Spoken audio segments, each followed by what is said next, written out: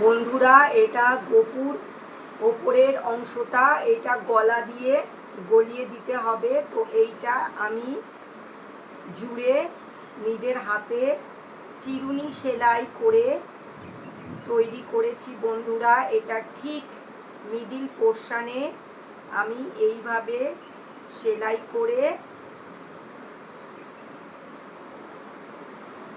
জুড়ে দেব।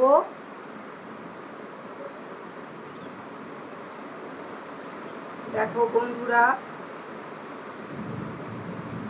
এটা মিডিল পোর্শনে আমি এইভাবে সেলাই করে ভালো করে জুড়ে দেব।